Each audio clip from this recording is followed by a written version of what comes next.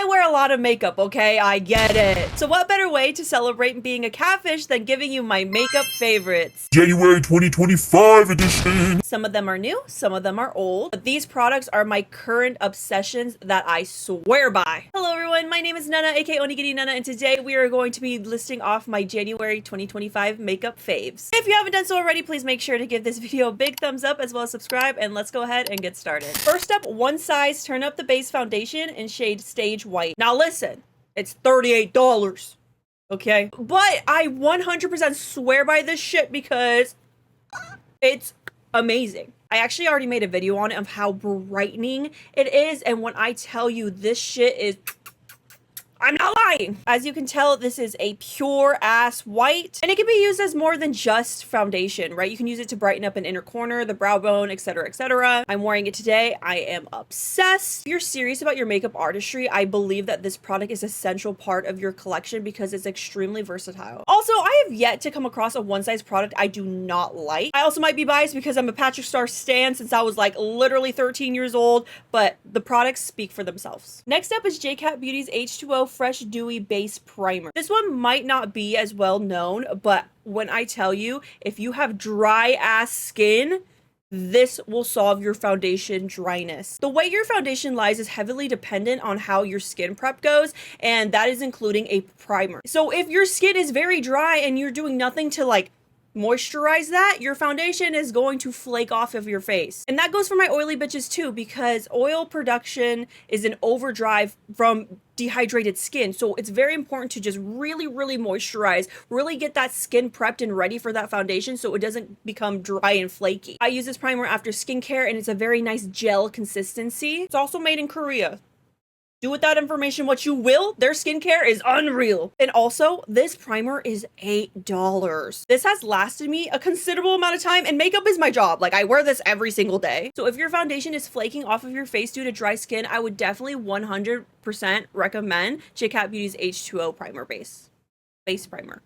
You know. And if you're afraid of dewy, look how matte my skin is, right? I'm more of a matte, girly, high coverage. So if you want luminous, this is a great primer. And if you want matte, it's still a good primer. I don't know, this is my holy grail. I highly recommend it. Next up is SheGlam Complexion Pro Matte Foundation. I have a lot of acne and acne scars that need to be tended to. And this is the first foundation that doesn't emphasize and bring out the texture of my skin. It's also extremely affordable at $11. And that for a foundation nowadays is pretty cheap. I'm wearing it today. You can see while matte, I'm still able to have a nice highlight, a nice glow while being full coverage. Because like I said, I'm a cake face, I'm a catfish. I need this shit to look like a fucking mask without feeling like 1,000 pounds of makeup is on my face. Because if you apply this with a wet beauty blender, it can go on very thin while still being full coverage. I've also used it with a brush and that shit is like really full coverage, so beware.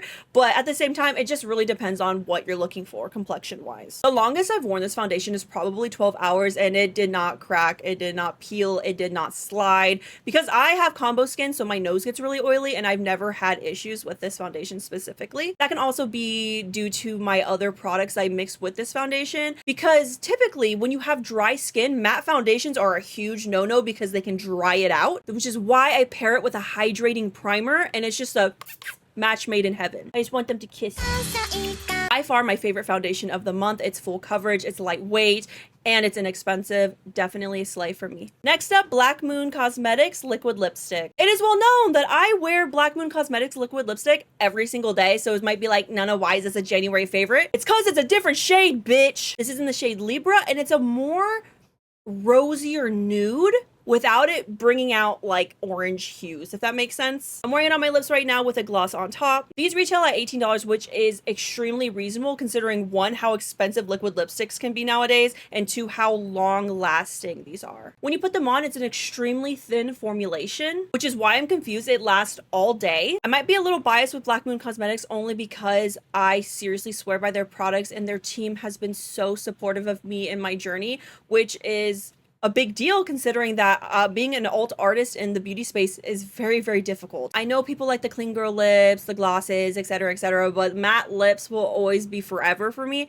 and Black Moon Cosmetics definitely executes it perfectly. Next up is ColourPop's Luxe Lip Oil. I do not like lip gloss. Lip gloss is a little bit too thick and sticky for me, so I definitely opt out for a lip oil whenever possible. I believe that ColourPop lip oils are the best affordable lip oils on the market for only $11. So yes, I wear this product with a full face of makeup like right now, but also while I'm doing my makeup prep, I use their clear lip oil because it's so hydrating. Because I'm a sensory bitch, okay? That thick glossy consistency can be really overstimulating. I feel like this shade just pairs perfectly with my Black Moon Cosmetics liquid lipstick. And they also have like a bajillion shades to choose from. So overall, ColourPop's Luxe Lip Oils, thumbs up for me. Next up is I Envy So Plump Lashes. If you take anything from this video, it would be to please support your local beauty supply store, because not only do they have a bajillion styles of lashes, but you're supporting a local business. That being said, if you don't have one accessible to you, you can definitely buy these online. If you are into e-girl makeup, these lashes are essential. I'm wearing a lot of eyeliner today, so it's a little harder to see, but it gives the perfect amount of spikiness without being like overboard. I've been using I Envy lashes for years now, but this specific collection has really changed my makeup game drastically. And I bought these for like $4. Like, they're seriously inexpensive while being super high quality. Because I don't know if y'all have seen nowadays, some lashes are like $25.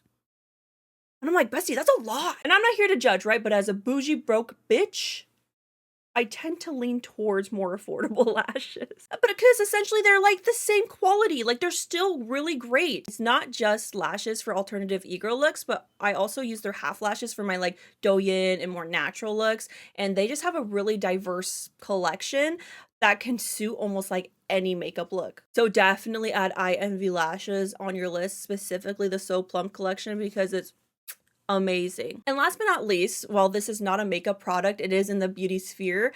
This month, I've been obsessed with wigs, as you can tell. Because of my medication, my natural hair has thinned a lot, and it's made me extremely insecure. So I was like, what can I do to feel better about my appearance, specifically my hair? And if you remember me way back in the day, I wore wigs all the time, even like black natural looking ones, just because I was a wig girly and it was something that made me feel confident. And I kind of lost that over the past couple of years. So it's something I just was like, maybe I can revisit it and see how I feel. Turns out I really, really enjoy it. And it's been so fun to explore some new colors and new styles. I will say, in my experience, buying a wig in person is way better than online. Buying a wig off of Amazon can be accessible and affordable, so if that's your jam, slay. But it can be difficult to see the quality of it. And I started buying them from Amazon, and they were like $40 to $50 range, and they were just like ass quality. And this wig I'm wearing right now was $30 in person. So if you have that money to invest in a wig, just know that you don't have to just settle, right? If you can find a local beauty supply store near you, you would be very surprised at the selection that you would be offered. And if you don't have one accessible to you, there are a million websites of these businesses that you can definitely look into. Because this wig I'm wearing right now can hold up to 400 degrees Fahrenheit, so I was able to straighten out the curls a bit and make it look a lot more natural. This isn't glued down, so like don't judge my hairline because I'm a lazy piece of shit. But besides that, I absolutely love wearing wigs. What the back of my head looks like is no one's concern, but besides that, I be silly.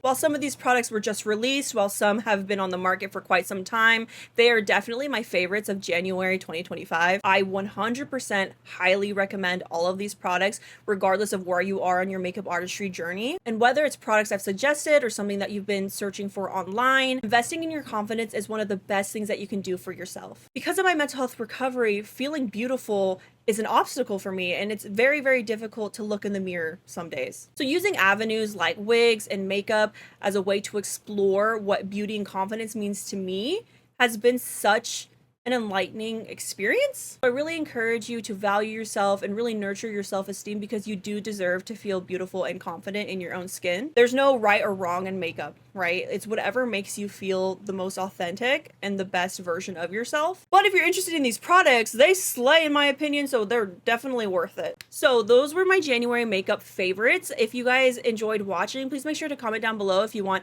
to see any more makeup related content. Thank you guys so much for watching, and I'll see you next time. Bye!